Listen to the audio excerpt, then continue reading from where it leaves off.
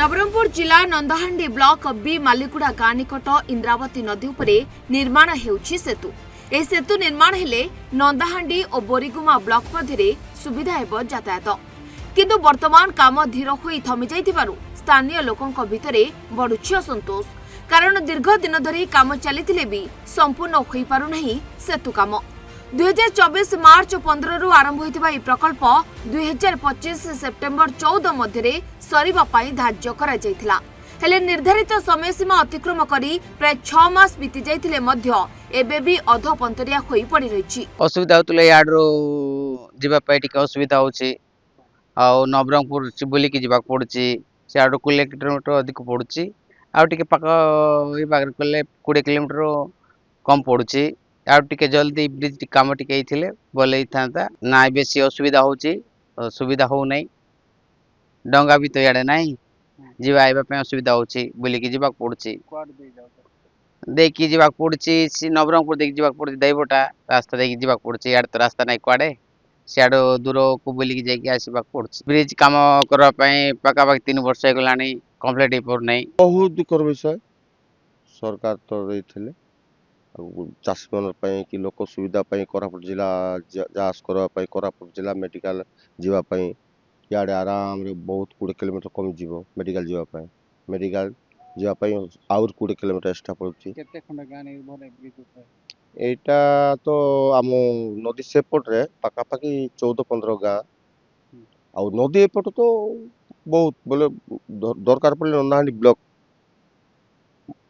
Block एटा सुविधा ही असुविधा बोले ब्रिज ही पड़े वर्षा दिन हेले रक्षा ना वर्षा दिन हेले चाषी मन हैरान होउछंती। सेतु नथिबारु प्राय 20 किलोमीटर दूर नवरंगपुर दे यातायात करुछंती अंचलवासी। विशेष करी चाषी माने तांको जमी को जिबारे बहुत समस्या भोगुछंती। ए सेतु उपरे नंदाहांडी और तेंतुलीखुंटी ब्लॉक एवं कोरापुट रो बोरीगुमा ब्लॉक रो लोके निर्भर करंती। सेपटे अधिग्रहण होइतिबा व्यक्तिगत जमी समस्या ए पर्यंत समाधान होई नथिबारु कामरे विलंब हेउतिबा जणा पड़िछि।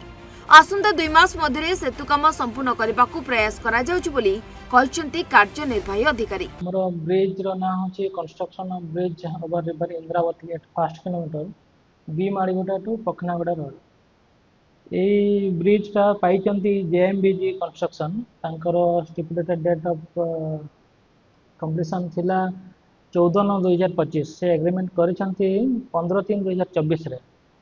तो देखिए गले ए पाखापाखि 6 मास बीती गलानी किंतु तार काम सरीनी आ गोटे स्लाब अच्छी जोटा कि काम चली से 2 मास भितर तार से स्लाब भी सरी जीव। आ बाकी रहा जो डिले हबार ये किसी प्राइवेट लैंड आसूची जो कि काम असुविधा होची बेले बेले से लैंड ओनर तांकर कंपेनसेशन लेट होची बोली से काम अटकाउछंती।